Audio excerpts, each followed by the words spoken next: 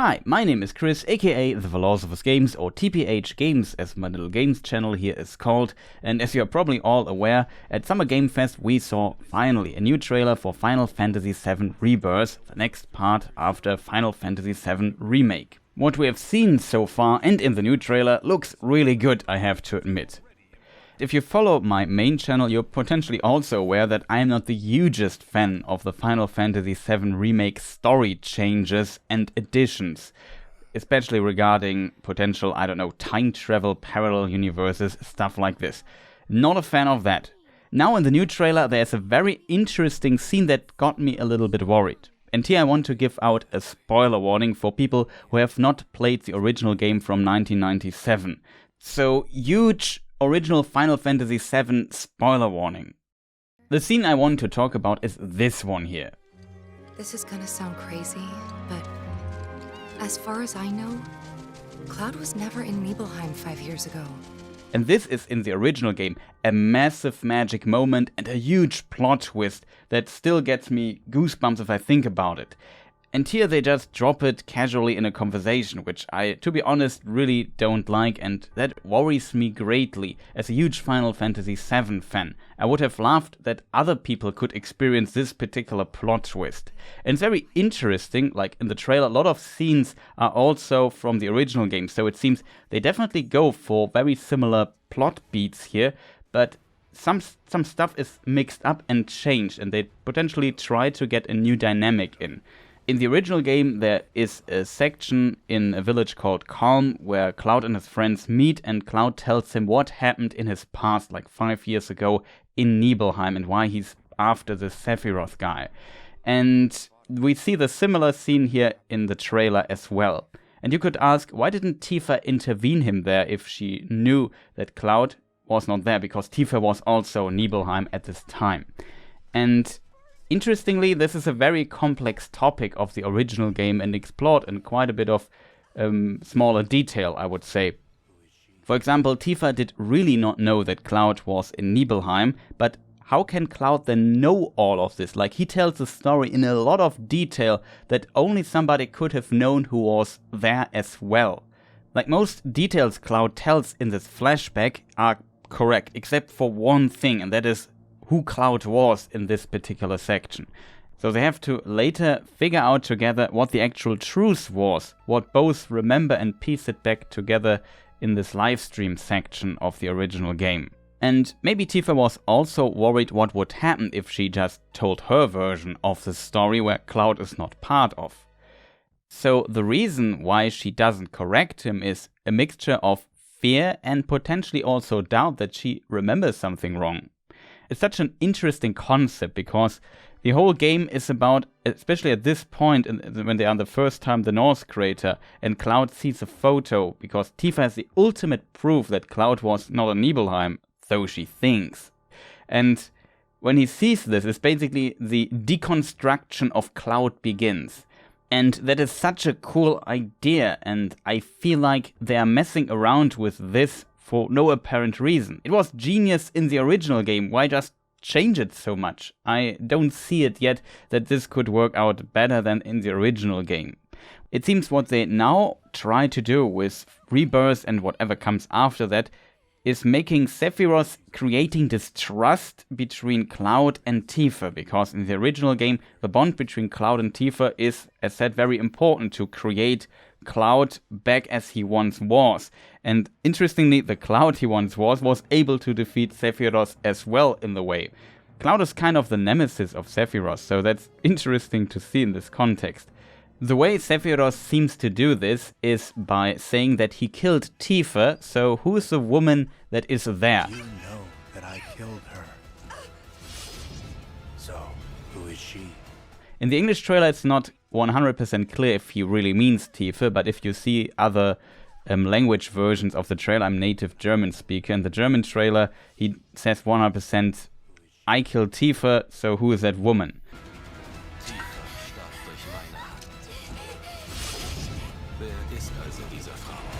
And that is, I assume, how he tries to do this, to set up Tifa as a potential illusion of Jenova or whatever, and trying to grow distrust in Cloud.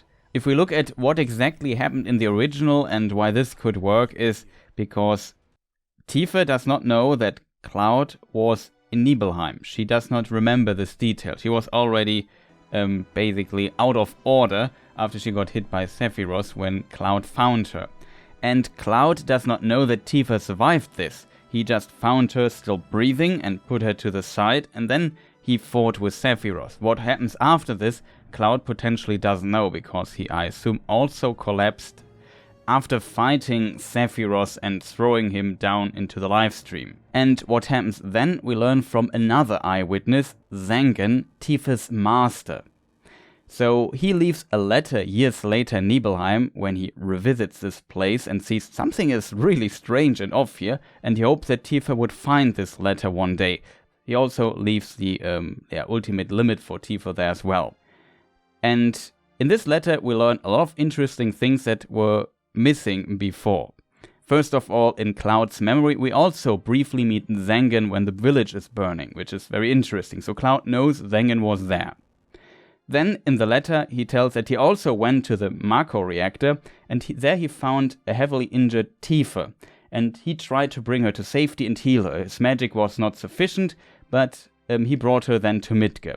He also mentions that the Shinra were coming, and he just managed to get out there and couldn't help the others who were also still breathing there, meaning Cloud and Zack. The Shinra were led by a man called Hojo, and he talked about making experiments on those who survived. So he just could get Tifa out of there, brought her to Midgar to a doctor where she was cured, and this is potentially how Tifa got to Midgar.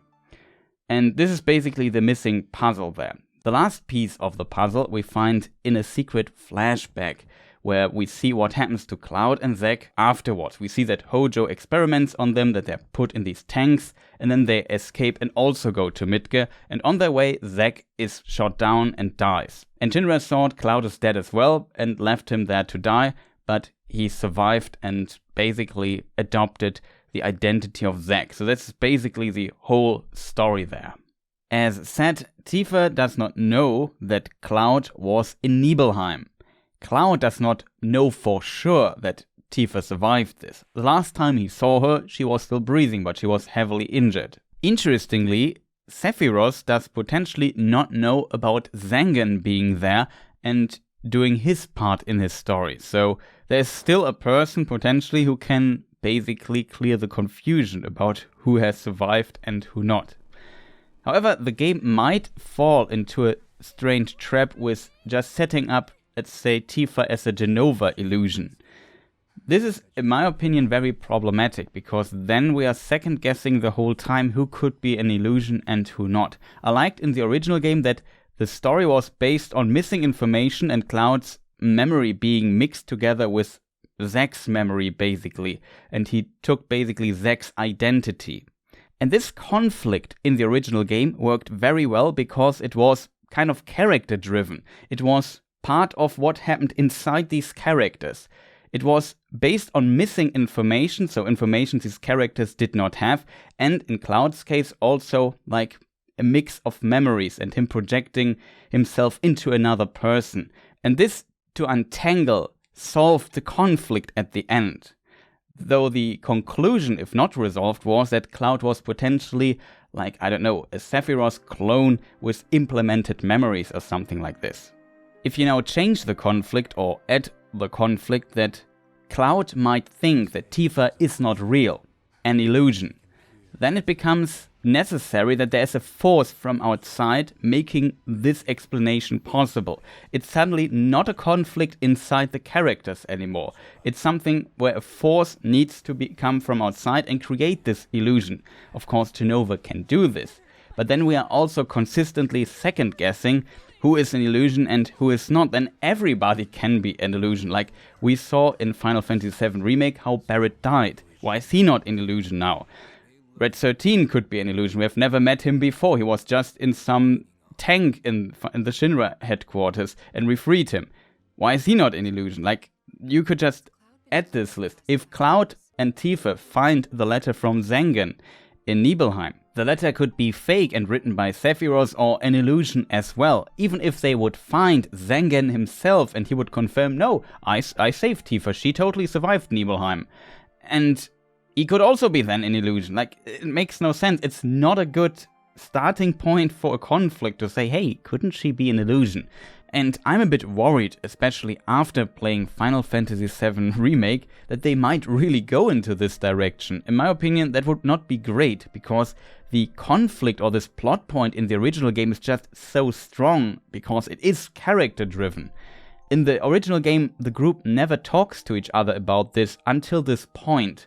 And as a result, this conflict is unresolved, and it's a weakness that Jenova / Sephiroth, I'm a huge fan of the Jenova theory, but the Jenova theory is officially the wrong idea of how to understand the game. See my video on the main channel for this detail.